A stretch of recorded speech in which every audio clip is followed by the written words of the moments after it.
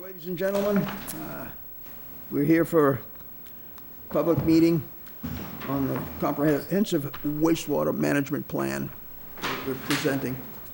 I'd like to call the meeting to order. Roll call, please. Kerry Pastrip. Bob Scanlon. Yeah, you're on the board. Scott Sobey. Jim Gibberti. And we have a quorum. I'd like to open this meeting up now to GHD. Anastasia and Sarah are going to elucidate on everything that we need to do in this town, sewage-wise, according to the state. Thank you very much. So I'm Anastasia Rudenko. I'm an environmental engineer with GHD, and we wanted to provide a high-level overview of the Wareham Comprehensive Wastewater Management Planning Project, and then to spend the majority of this meeting in a question and answer on the project. And the whole document will be available on the town's website. So this is really the high-level overview of the goals. So why are we doing the project? What's our objective? One of the main objectives of this project is to develop a strategy to meet the nitrogen limit requirements in Wareham River that have been issued by Mass DEP and EPA. This plan has been crafted to address Wareham's needs. So the TMDL, or the document that outlines those nitrogen limit requirements, is for the whole watershed. As part of this project, we looked at what is Wareham's portion of contribution and what are the reductions needed in Wareham, which will be the basis of a future intermunicipal agreement between the three towns.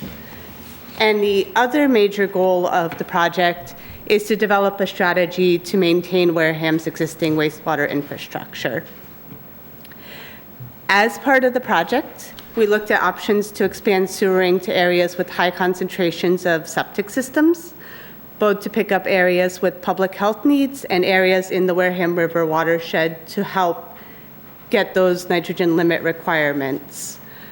Another major advantage of the project is having an approved CWMP will open up financing options for the town for future wastewater infrastructures.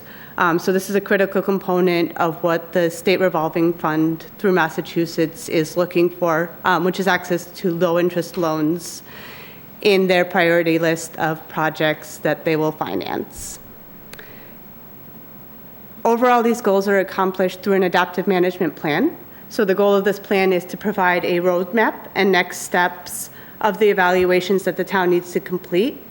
And there'll be multiple opportunities through watershed management plan update reports to continue to revise the plan as a result of those evaluations, to incorporate new technologies if they're identified, and to revisit some of the initial assumptions that have been made as part of this document.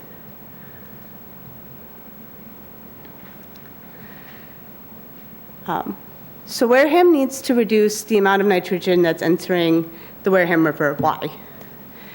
So Mass DEP and EPA have issued a requirement to meet a certain target concentration in the Wareham River, which was established through the Massachusetts Estuaries Project. This is a project that's been ongoing in southeastern Massachusetts, and many neighboring communities are going through a similar process once they're issued a requirement, coming up with a plan on how to meet these nitrogen reduction goals.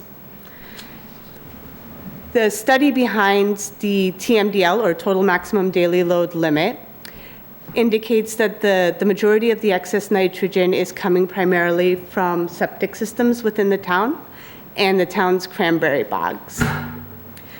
On the right, so the Buzzards Bay Coalition has an ongoing monitoring program in multiple parts of the Wareham River, where they measure concentrations throughout the year.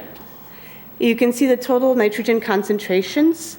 The nitrogen reduction that needs to be met is 0.4 milligrams per liter total nitrogen. The town has made substantial improvements in its sewering system since the development of the initial report that this requirement is based on. There has been an upgrade to the plant, and there has been sewering in the Wareham River. So you can see the nitrogen concentrations have improved due to those projects, but they haven't gone low enough to meet the nitrogen requirement. So what this plan looks at is what additional projects are needed to meet that load requirement. The town has gone through the scientific evaluation to establish that nitrogen load requirement in the Wareham River. There are two other watersheds in Wareham, the Weweantic River and Buttermilk Bay, that also are shown to be nitrogen impaired, and the plan includes milestones to establish similar nitrogen limits in both of those watersheds. Additionally, Wareham has identified areas with high concentrations of problematic septic systems, so this is where we're targeting the proposed sewering, especially in the Wareham River watershed. And why do we care? Why do we need to meet these nitrogen management goals? Excessive nitrogen in the watershed can lead to environmental degradation. One of the major things that happens is there's a loss in eelgrass. Eelgrass is a nursery community, so it provides a habitat for baby scallops and baby fish to develop. Once you start reducing that environment, you see declines in the associated shellfish and animals in those communities.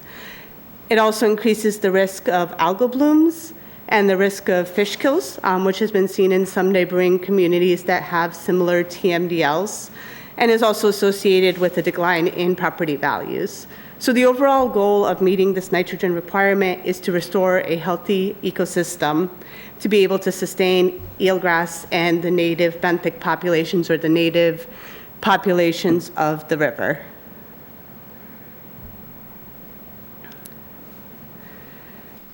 The draft recommended plan focuses on both non-wastewater nitrogen management strategies and wastewater management strategies.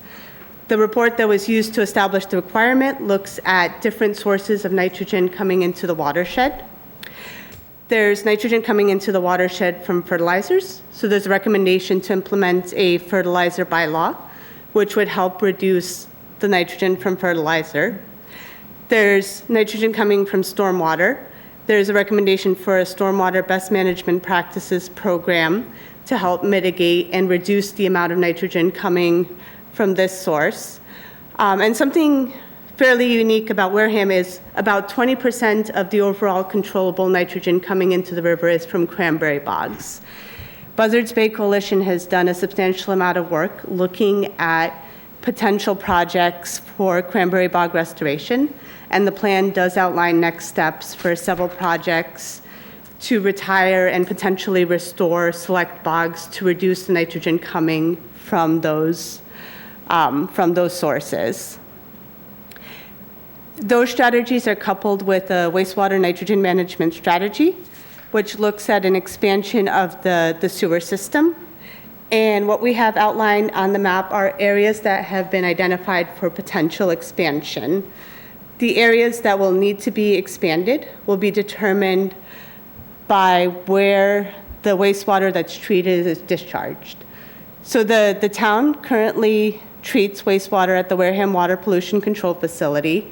It's very fortunate that that's a very large site and there's room for expansion of that facility.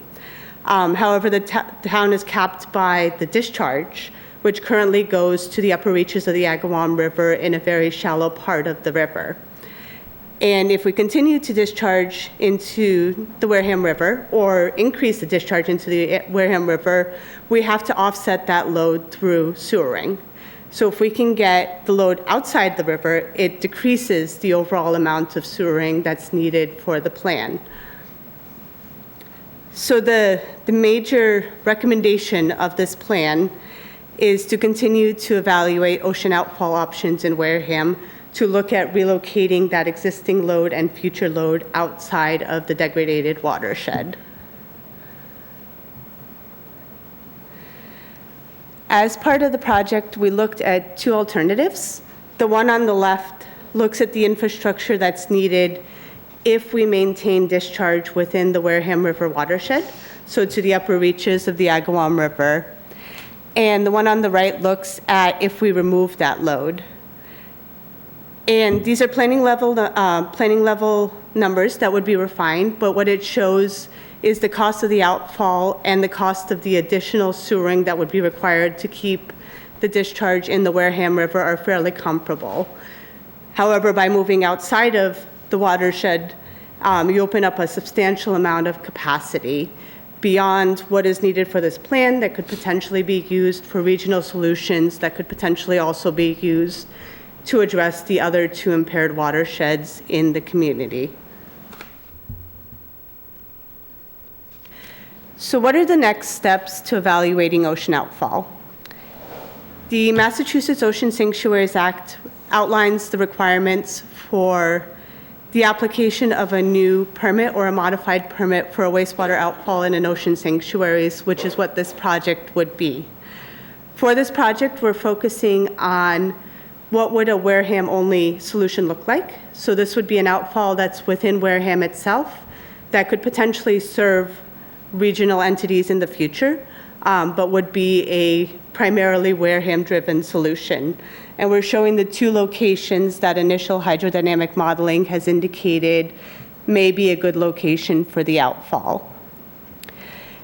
There has been a substantial amount of work in this area that was done through the Buzzards Bay Coalition as part of the Upper Bay Project, which is a really good basis for the requirements for the NPDES permit application that would be required for the outfall. So as part of that project, there was water quality monitoring that was done, eelgrass surveys, benthic studies, and fishery resource analyses, which are all requirements of the Ocean Sanctuaries Act. The next steps that are needed to modifying the existing outfall is to have a CWMP, or a project such as this report, that outlines why the discharge is the preferred solution.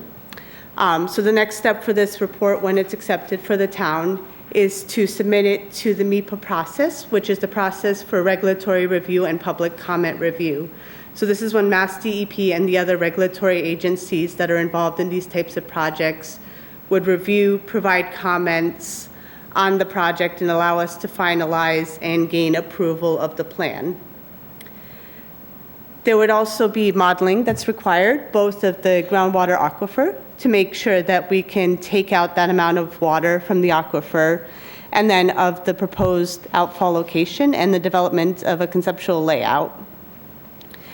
And then one of the major things that'll be needed to modify the permit is an anti-degradation evaluation, which is a sampling program that's developed to show that the increase in flow that's requested by the permit modification will still meet Massachusetts water quality standards, which are regulations. And then the permit application would include a summary of all those different evaluations. So what we're showing is a proposed timeline for that permit modification with the critical pathway items for the permit modification, starting with a town meeting appropriation in the fall of 2025, working with Mass DEP to scope the anti-degradation evaluation, conducting the sampling program in 2026, preparing the report for state review, and then preparing the actual permit application for both DEP and EPA review.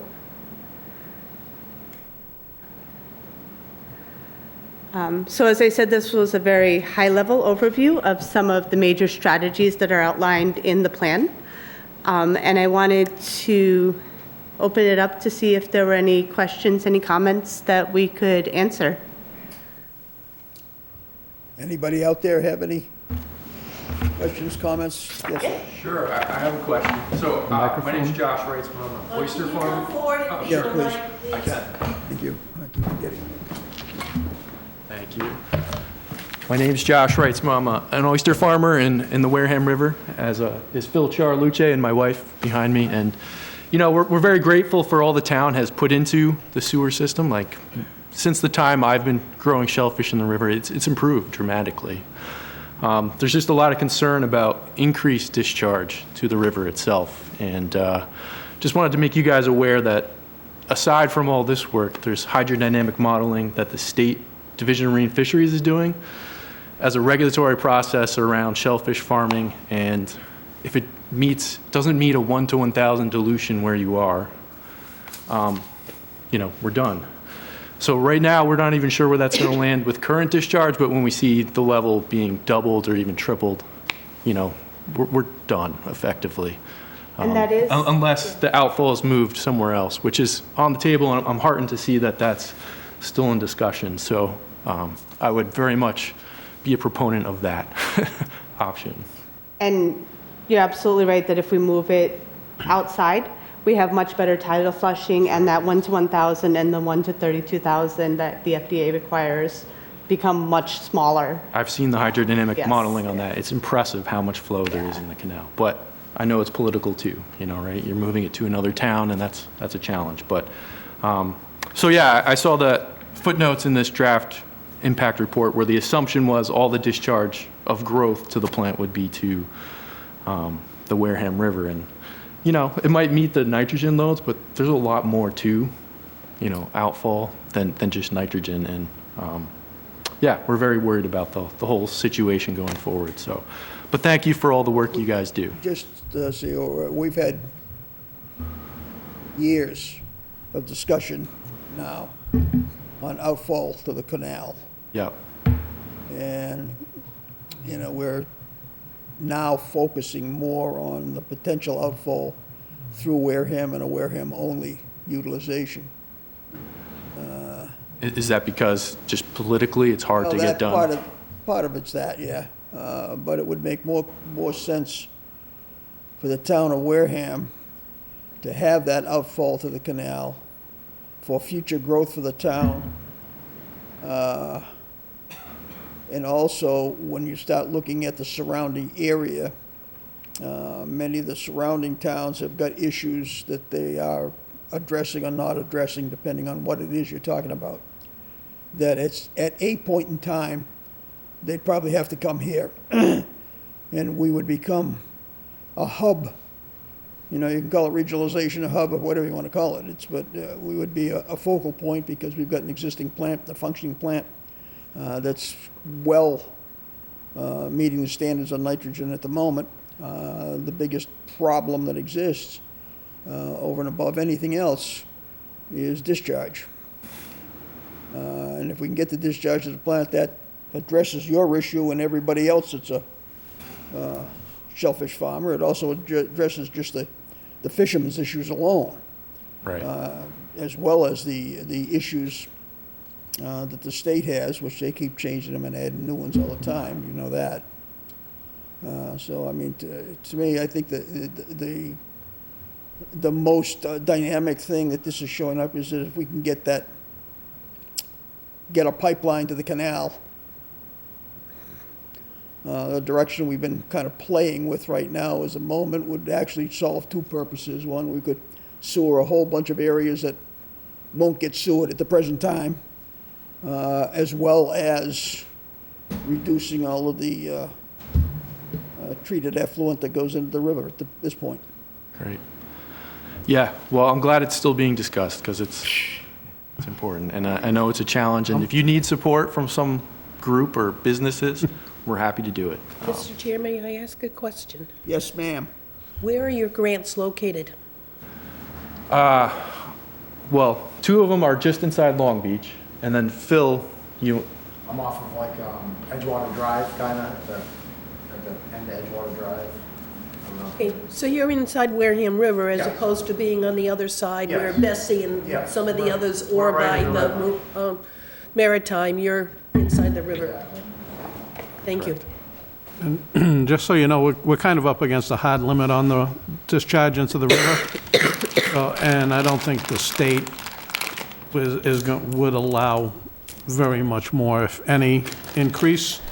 And by going to the canal, it would take the load immediately off the river for what the plant discharges into it. But with that added capacity, we could pick up neighborhoods along the Agawam River, sewer them, and take more out of the Agawam River. So I think it'd be quite a relief to the river. yeah. Thank you for your oysters. I know they do a lot to clean our water. Well, that was the other point I was going to make. If you guys weren't considering it, but yeah, it would be a shame to remove, we have at least 1 million oysters at any given time in the river, and, they're doing a job in there, so. I have a couple of questions. Sure. One, you said it's been getting better since you started oystering there. How long have you been doing that? 15 years-ish. I have to look at my wife to get answers like that, too. So, But before you, there were other people doing the Right. same location. So So- that location's been harvested for a long time. Yes, Charlie Maxim had it before Yeah. us. Yeah. and he- yeah, I'm he just trying to get a continuously feel for harvested, yeah. the time span for least 30. improving the bed. Yeah, well, the grant's been in Charlie's name for over 100 years in his family, right? I believe so. Prior to us. And the other question I wanted to ask was, you mentioned that it wasn't just the nitrogen that is a concern. Can you voice what your other concerns are from the outfall? Well, I don't have a ton of concerns because I think the plant actually does a pretty good job from what I've seen or heard.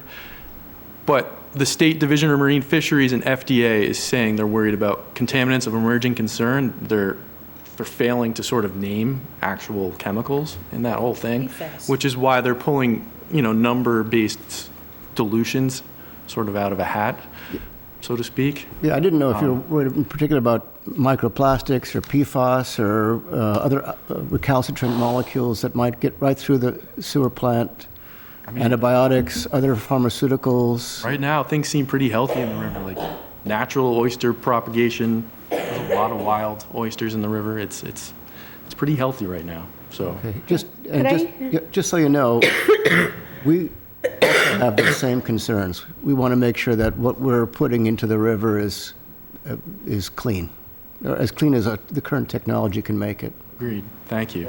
Anastasia, go ahead. So I just wanted to add, the DMF, those dilution ratios are based on pathogen concerns. And DMF has, you're absolutely right, has been systematically reclassifying outfalls along the coastline within the last year due to the FDA ordinance. So they're looking at expanding the existing shellfish closure areas, but it is a pathogen concern that's the primary driver. Not just pathogens, though, Yeah. because right now, there are no pathogens in the river. And even if we were to be under the 1 to 1,000 dilution, they would still shut us down, so. Because they say it's contaminants, other contaminants, so. Well, that's a great point. Well, thank you for the opportunity, and again, thank you for all you guys do. I Oh, mean, thank you. The river Thank you has for coming improved. in. Yep. Eelgrass comes back at times, periodically, so. Thank you, Josh.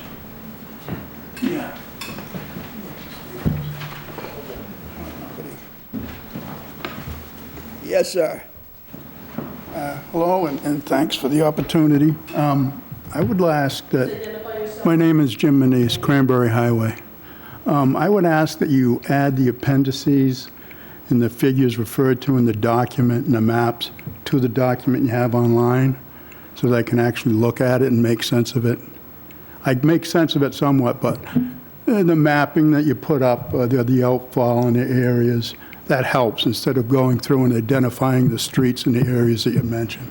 It would be a complete document, sort of like you're presenting. That's all. Thank you. Thank you.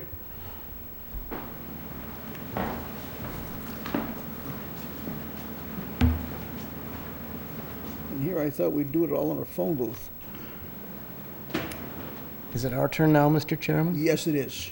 Surprisingly, I know for you two, I have some questions. Looking forward to it. In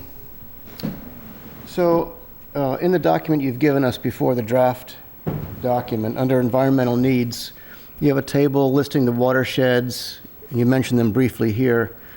So you have Wee Weantic River, Wareham River, Buttermilk Bay, but also in the table is Onset Bay, and under there you have Category 5 nitrogen impairments, no. But then under scientific evaluation status, it says NA. Can you tell me what NA means there? Not applicable. So because those nitrogen impairments come from what's called the 303D list. So Massachusetts, every 2 years, goes through and identifies water bodies that are impaired, and that identifies which water bodies need a TMDL.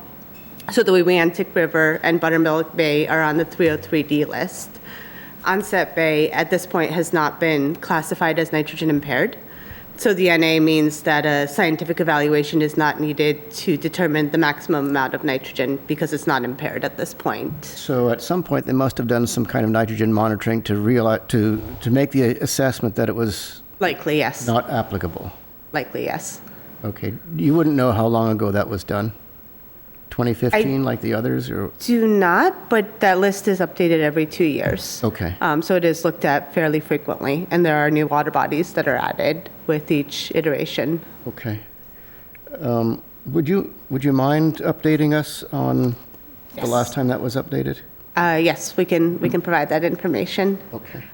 And we can also look and see if that's part of the Buzzards Bay Baywatcher program. As I mentioned, they do have an extensive program that looks at many of the regional water bodies in this area to see if there's data available from Onset Bay. Yeah, occasionally those beaches are closed for pathogens, sometimes after a storm for runoff and so on, sometimes not. I know the Board of Public Health samples in the various beaches around the Onset area, and they occasionally will close those beaches for pathogen considerations. And I tend to think, I tend to associate those two things, where you find pathogens, you find nitrogen, and vice versa. Yes. It may not be necessarily true, but in my And- simple-minded way, I associate those two. Yeah. And there are additional, so stormwater is also a large source of pathogens, so it could be coming from stormwater outputs. The 303D list does also look at other impairments, so we can verify the state of pathogens too, because that list that was developed was specifically for nitrogen. Okay, thank you. But- So in the final mapping recommendation, the draft recommended plan, you have a map of the town of Wareham, and then there are various areas. So there's areas A, B, and C, and then sub-areas 1, 2, blah, blah, blah. And those are, I assume, a priority listing for what? Yeah. Here we go. They're exactly the right one. So could you tell me what the criteria are for assuming first public health needs, and then secondly, environmental health needs? How do they get onto A1 versus A2 versus B and so on? Absolutely. No, that's a great question. The sub-areas are defined geographically, so that's actually not a prioritization. That's a way to be able to keep the separate areas apart. We work with the town of Wareham to identify public health needs. So public health needs are concentrated areas where there could be high risks of septic system failures. For instance, some of the trailer parks in the town, and then Shangri-La. So those were identified as public health needs where they're currently on septic systems, but it would make sense to go to sewering to remove those septic systems which have high rates of failure. Once we had established those areas, we looked at what additional areas would you need to extend sewering to meet your nitrogen management goals for Wareham River, and those are the environmental needs. All of those areas are looking at identifying the densest areas of town, so where are the most cost-effective places to sewer, to pick up the most nitrogen load for the least amount of sewer extension. Okay. For the public who can't quite see this, can you tell us where the green location, is that A? Laser pointer going. Yes, so the green locations are A. They're all south of 495, primarily adjacent to the town's existing sewer system. Okay, so I see the tip of Cremisa. Sorry. I see the tip of Cremisa. I see Agawam Beach, which should have been sewered to begin with, but town did not. Then I see an area which to me is south of 495, which tells me there's probably a lot of trailer parks in that area. In these, yes. And that's behind where the old drive-in used to be, for those who have been around for a while. That community that developed up south of, opposite the highway concrete property. The other one is, what's it on now? That's, what neighborhood is that one, and the one in the middle? I think, right? Let me see if I can. Jimmy, you know the town like what area is that? That's what I'm trying to, Is that that's, on to market? No, farm The to farm to market would market is be, immediately to the north. It's would be immediately north to the of south of farm to 495. market. yeah, that's around the Makepeace area. The, Mayflower Ridge could very well be. Yes. It's the area north of the Tremont Nail. right, Right. it's not the Tremont. It's the Nail, lower, the so this right is the lower part of Charge Pond Road. The lot. Right here. Okay. Okay, And the one that's Right on. off of on 195? Because we sewered Hathaway, haven't we? yes, Most. Is that Maud Palmer? yes. No, Hathaway Street, if that means anything. Hathaway Well, Street. Hathaway, we've done the lower Hathaway, so this is Right. the north one, Yes, yeah. up by, okay. Lincoln Now, Hill. the orange one is Glen Charlie, all the way to Shangri-La. I recognize that one. That's nothing but homes that are along ponds and rivers and ponds, and I can see why that becomes a critical place to do is Glen Charlie. The other three is So this is Tremont- off of Charge Pond Road. Charge Pond, which is the area north of where the municipal maintenance is. Yes. Okay, yeah. the next one down is Farm to Market Road? Farm to Market, which is all those Makepeace developments that have occurred, home developments. And then, That one is Charlotte Furnace, isn't it? yeah, Charlotte Furnace. So then below that, you have more blue to be done. Is that Sherwood? No, what's the one that we didn't do south of Parkwood? We didn't take it into that development, just south of Parkwood? Yeah. What the hell's that called? I know the one you mean. Then the other one has to be a similar property that's along Great Neck that's associated with Agawam Beach. You could, Okay. Yeah. right. Thank you. Yeah, so Not we everybody did- can see the map to identify. thank you, yeah. Here is our focus to try to do these communities in order to reduce our nitrogen, but we can't do the communities until we have a place to outflow what the plant is capable of processing. So heads up, we are targeting. that is probably the key thing that has to be accomplished to somehow increase our outfall. Because Absolutely. without that, we can't do any expansion. We can, Yeah, you physically have the land to expand the plants, but you need to find that discharge. Gotta have the Before you discharge. can do any expansions, before you can start bringing additional flow into the plant. So there are some wetlands restoration projects being planned, and some of them underway in the Wareham, Carver, Yes. Plymouth area. And wetlands in their natural state have ways of reducing nitrogen. Yes. And I was just wondering, and maybe this is a little bit too far out of the box, I don't know, whether some of this outfall can be engineered to be entered into some of the restored wetlands, both for reducing nitrogen in the outfall, but also to take some of the outfall itself. Now, you're not going to get 1.56 million gallons per day into the restored wetlands. That's not going to happen, I don't think. But maybe something. And particularly if there are satellite plants, for example, smaller scale treatment plants, they could maybe use some of these other areas for outfall. So that is absolutely something that can be looked at in the future. As you mentioned, just due to the quantity of wastewater, we will need another solution. The effluent from the plants it targets nitrogen treatment. So we've taken a lot of the nitrogen out. So you would be just polishing a little bit of nitrogen. The plan does include select cranberry bog projects. The main benefit that I see of those is treated, untreated. So both septic system, fertilizer, stormwater. The beauty is any of the nitrogen that's in the groundwater going through those bogs can be treated through those retirement and restoration projects.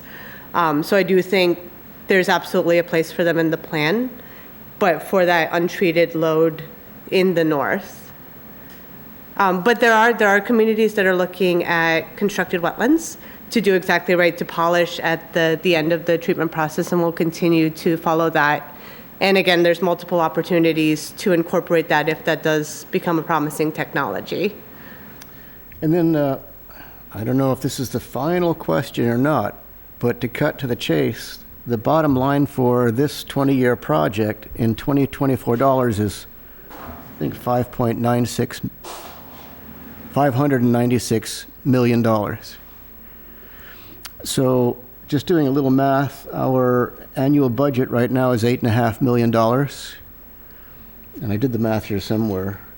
But if you take the present number of sewer users who are paying that $8.5 million bill, and you divide the $596 million by 20 years, and then add that, the budget comes out to be something like $48.5 million, or $38.5 million, rather than $8.5 million. That's a number that's not imaginable for the current sewer users. The state of Massachusetts is currently one of the top 5 states in the country for indebtedness, an average of $26,000 per citizen of the state. In 2026, the federal money that was allocated during the COVID emergency runs out for the state. So it is not clear how the state is even going to meet its current obligations. I don't know if anyone here foresees a large infrastructure bill coming out of the federal government. I don't see one coming. I don't see the state being able to maintain its current obligations. So my question, maybe this question isn't for the engineers. Maybe it's for the politicians. How in the world are we going to afford $596 million in 2024 value dollars to do even this much? You don't have to answer that question. I just thought I would lay it out there. So I don't have the solution. One thing I did want to note is this is based on a 20-year plan. One of the next steps is to apply for a watershed permit, and there are provisions in those regulations to request a longer timeline if you demonstrate need, and one of the needs is financial. So there is the opportunity to have a longer timeline for this infrastructure need. It means you don't see the benefits as quickly, but there is the understanding, right, these are very expensive projects. Right, well, that meets the regulatory aspect. Yeah. Does it meet the needs of the community, of the oyster fishermen, of the recreational users and others? Those are two different questions. Yeah. No, I completely understand. Are you saying it could be, for example, drawn out to a 35 or 40-year type? It could, yes. And in some of your neighboring communities that are facing similar challenges are looking at extending 35, 40 years specifically for that. Just thinking out loud, if we were the first ones to the canal, would it be easier for other communities to tie into us? Thus, we have a revenue source? Absolutely. Thus, to reduce that debt load? But You would have paying customers to your system. but also increased load, nitrogen outflow, and so on. But if you source it in a place that you can show can accommodate it, and the initial evaluations have shown that a substantial amount of load can be accommodated in the canal. I think your rough assessment for sending outfall to the canal was between $80 and $90 million for that pipeline? Is that Yes, as a correct? planning level allowance. Okay. Yeah, but that pipeline would have gone through Bourne, Yeah, that was a much different animal. which is different from what we're So, looking at as yeah. possible outflow, which is off of what, Codman Point and the Great Neck?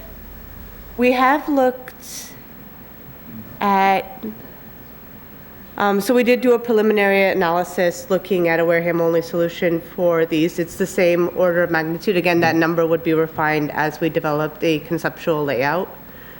But this also would be offset by reduced sewering. So yeah, those, right, the stars are off of Wareham, off down by past like Little Harbor Country Club, that peninsula there. And Stony Point. Great yeah. Neck, yeah, yeah. So, Close to that point. yeah. The other one is off of, Indian Neck? no, Indian Nick is into Parker. Yeah. That's Codman Point, which is off of what, Burgess Point? Mhm. I think, Yeah. Burgess Point? Jim? Codman Point, yeah. Or Maritime Drive, one of the, no, not Maritime Drive, Winship. Yeah, Codman Point, Burgess But yeah, Codman Point is right there, yes, Yeah, yeah, that's- yeah, yeah, yeah. yep, yep. And the focus is to get it to the canal because the preliminary hydrodynamic modeling has indicated that outside of the canal, you have much slower velocities and they tend to circle and go back to shore. Whereas the canal, you have that directional flow at a much, much higher velocity. So do you have a revised cost estimate for either of these two options? It's The only one in I- the same order of magnitude as it would, and again, it's that force main. That would be refined as we work with the town to develop a conceptual layout, but roughly same order of magnitude. It's still 80 to 90 million. And we could also get 2 pipes for the price of 1, so to speak, correct? Yes, so one of the advantages of this route, there is sewering that's needed along this route.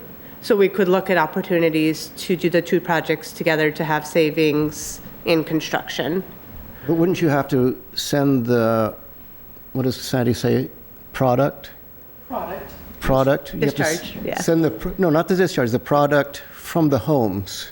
Yes. Let's say the nitrogen-rich Yes. material. Yes. I like that. That has to be, Two pipes, one in and one out. 1 out. right, you have to send it all the way back to the plant and then back out again. Correct. Yep. But you make that part of the same infrastructure project, is that right? You could, yes. One hole, Yeah. two pipes. Yeah. One One dig, 2 ditch, pipes. 2 pipes. So that's something we would look at in phasing out and in scheduling the projects. And I guess just another thing to reiterate of what Anastasia said earlier is, oops, if you look at this map, right, this is showing what we call these color-coded sub-area A, green, B, orange, and C, purple. But as we showed in our alternatives analysis, if you are able to achieve an ocean outfall, that eliminates, because you're no longer putting, right, the nitrogen into our Wareham River watershed, then you don't have to sewer necessarily sub-area C, which is what this table shows. So you can see that so it all depends. So back to originally what we were saying, it all depends on your discharge location, right? You can really reduce sewering costs or modify the plan depending on where you're discharging.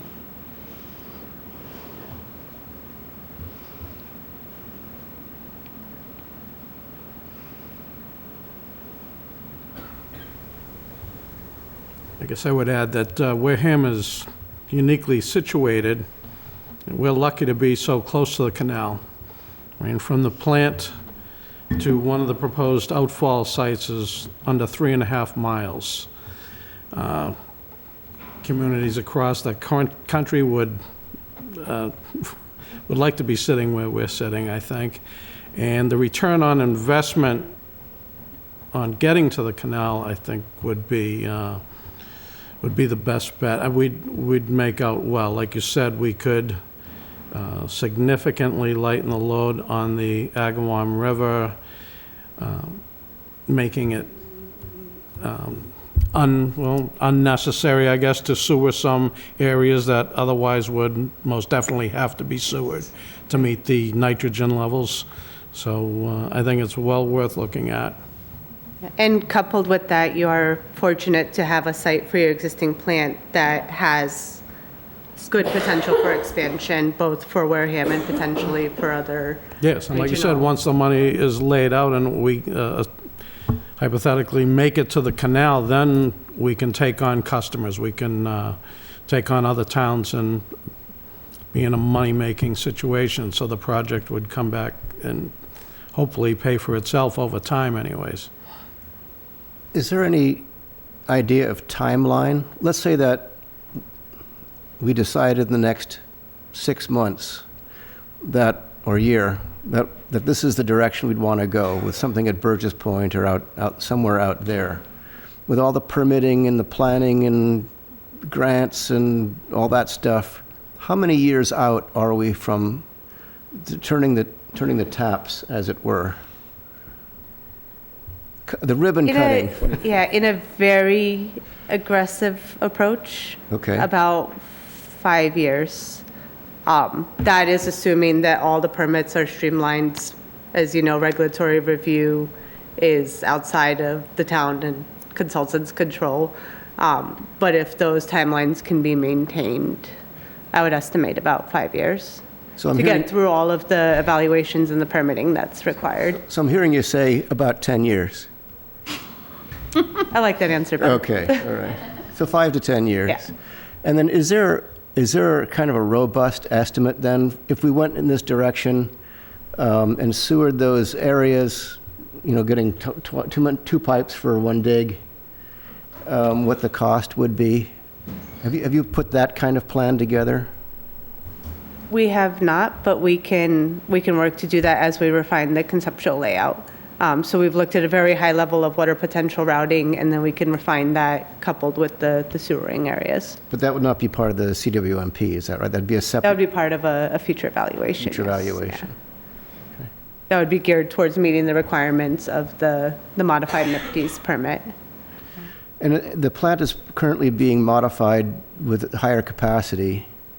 Is that correct? So, The well, current plant. just to add nuance, I guess, the plant is currently being modified to allow it to continue to function and meet permit. However, those modifications are able to accommodate future increase because we didn't, the town didn't want to, do infrastructure upgrades and then have to do more to increase capacity. So that's already kind of built in as well a little bit into the current, but just add that nuance, yeah. All right, so, sorry, that was, I should have framed my question You're better. fine. Thank you for Just that. wanted for clarification purposes, yeah. So if we went in this direction, $80-90 million for the new pipeline through Great Neck or whatever, Burgess Point, and then the plant is already being modified to the tune of $37 million, plus or minus, probably plus. So would that, and I don't mean to put you on the spot, would that do it for the next 20 years?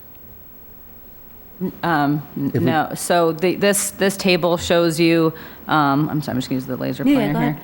So you can see that we have these upgrades indicated for the actual facility, whether it be to increase the treatment capacity to 2 or to 3 MGD, million gallons per day. And those capacity, and so those increases, like 3 million gallons per day would require additional facilities expansion at the plant, right?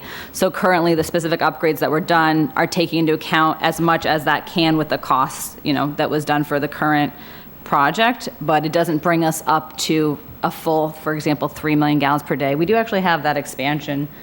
Do you mind if I go to it real quick? Just to show you the layout, since we have the time. I apologize to the public for getting a little bit beyond the CWMP, but I think we need to think about this in its totality. I mean, we're not making the decision tonight, right? Right. Okay. So this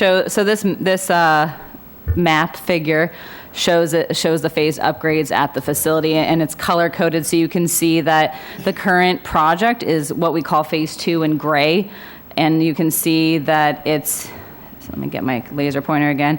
So the current is these addition of these 2 new final clarifiers and upgrades to the existing headworks facility that does preliminary treatment, takes out your rags and your grit.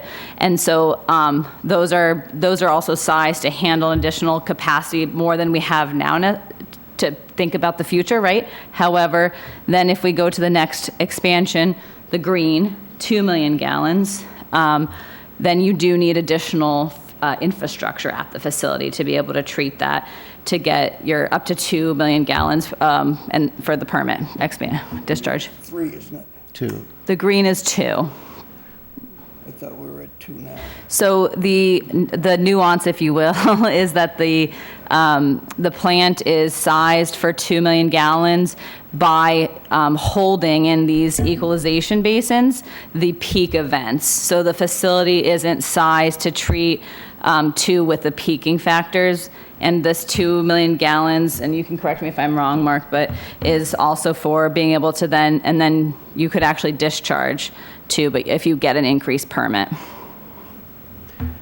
If this new outfall pipeline were to go through, would there still be discharge into the Wareham River, or would it all go out into the canal? You likely have the capacity to switch everything to the new outfall location, so that would be discontinued. So you get to 3 million gallons per day expansion to handle things like surrounding towns and so on, be another 30, 40 million? I'm just trying to get it to a ballpark number. Okay? Yeah. Yeah. So you can see, I guess we could add it up here off the cuff, but to get to, let me get my laser pointer again. So here we have this row, if you will, gets us up to the 3 million gallons, and of course you have to do the previous rows, right? You'd have to do your incremental increases. So we would be adding, from the 4 million plus 60 million plus 22, all the way through. So we can add that. About 150. 80, 150 million. Yep. And then again, keep in mind, so the way this table isn't just additive, so then we put this for display purposes to try to make it a little bit more visually sensical, if that makes sense. We have these sub areas for sewer allowances as well. So you then also, you can, of course, expand your facility, but if you don't have flow coming to it, depending on the scenario, you would add in your sewer expansion costs as well. But that gives you an idea of being able to make the facility readied for 3 million gallons treatment, whether it's coming from the town sewer or outside type thing. This could be done in phases though, right? So you put the new outfall pipe in without significant expansion of sewering in the town, and then you could gradually add that and you'd be ready for it. And there would be a net environmental benefit to just the outfall because you're reducing the existing load into the river. Okay. So you're already starting the process through that project. Yep. Thank you. I'm happy that we have an existing plant that works well, because there are other communities neighboring us that are going to have to meet the same standards that have essentially nothing. And it's a limit of technology nitrogen removal plants. And I'd just like to remind everyone that with the Agawam River, we're up against a hard limit now of 1.56 million gallons per day. And that's it, with no foreseeable increase allowances. So going to the canal, in my opinion, makes a great amount of sense. And either way, whatever you do, to be able to go past your 1.56 discharge needs the permit to be modified. So it's, sort of if you will, a dual approach of, if you can do the anti-degradation evaluations for the ocean outfall, and start the process for the permit, either way you have to modify your permit, whether you're increasing it at the river or going to the ocean. So, you're kind of can do multiple things at once type thing, so that you're not wasting any time. And there's only so much that the sewer department, the sewer plant can do. And that doesn't include taking on the responsibility for the nitrogen output of the septic systems over which the sewer department has no control. So it's a town-wide issue, and we're going to need the cooperation of everyone to make this work. On that basis, you were just talking, Sarah, if we can get approvals to go to the canal, you start the process of upgrading our expulsion permit at that same time, wouldn't you? So that once you have the outfall completed, you'd be able to utilize it. So it's not like it would be a separate time lag involved in doing all of it. Yes, so the goal is the evaluations that you need to complete would feed directly into the permit. Yeah. And we would also integrate the construction schedule Right, so everything would be. so that you getting could, back all at once. sequence everything.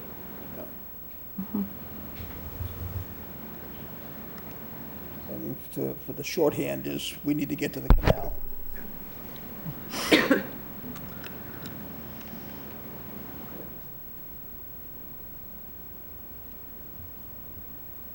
Guys in the back row, anybody want to throw anything else in the mix? Well, I guess I will just add the gentleman who came up to speak about, updating the documents and stuff. All that's been posted on the town website is an executive summary of this whole plan. And the purpose of this informational session was to make sure that the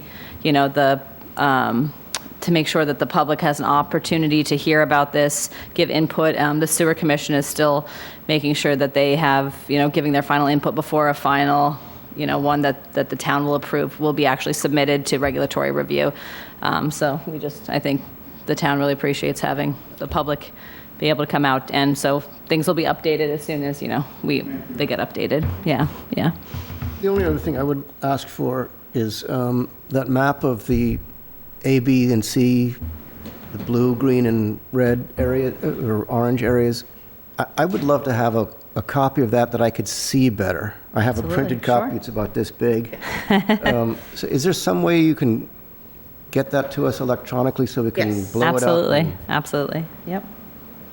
Thank you. And I had asked if you put the street names on it. Not everybody knows where Farm Market is. Yes. Okay. And they're sort of on there, but you still can't see them. We So can make it much more to both of your high resolution. point, we will make sure that it's digital one that you can zoom in on, et cetera. Yep. One thing I wanted to clarify also, the next step in the CWMP process is to submit to MIPA. That is a draft document that's submitted, and there is opportunity for public comment as well as regulatory comment. So there are still multiple opportunities to incorporate changes into the document once the town does make the decision to submit to MIPA. That's not a final plan that's set in stone and Right. can't be changed. Not to mention, once the document is approved, you are doing, this is an adaptive management plan, right? This isn't supposed to be set it, forget it. Every 5 years, there's an update. If you find something in your evaluations that says, okay, the town has decided to change course because of X, Y, Z, then you have that opportunity every 5 years. So this is a very, adaptable document. It's not a set and forget it. And the majority of these plans do change. So towns that have implemented the CWMP are currently going through their first round of watershed changes, evaluating and changing their approach to continue to be the most cost-effective approach going forward. So it's built into the process.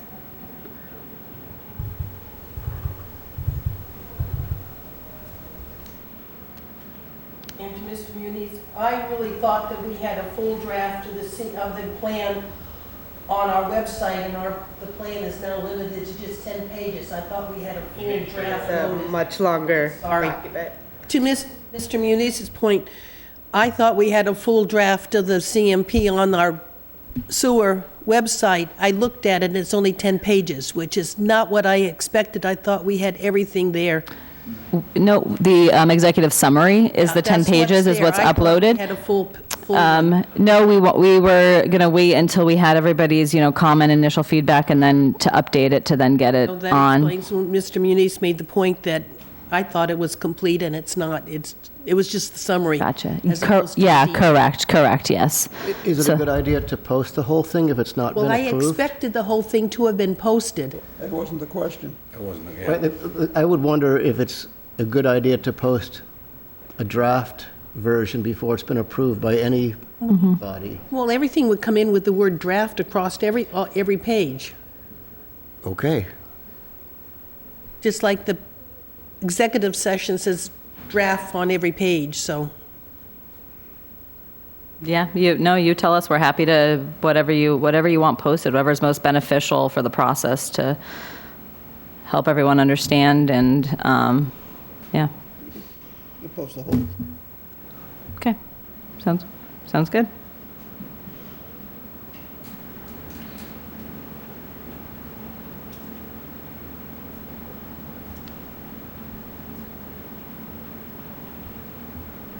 Anybody, anything else? Nothing.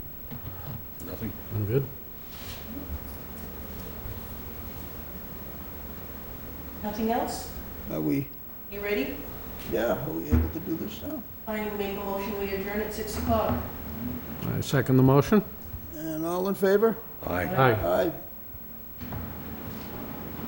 I want to thank you very much. Thank you all. You. Thank you. Thank you all, yeah.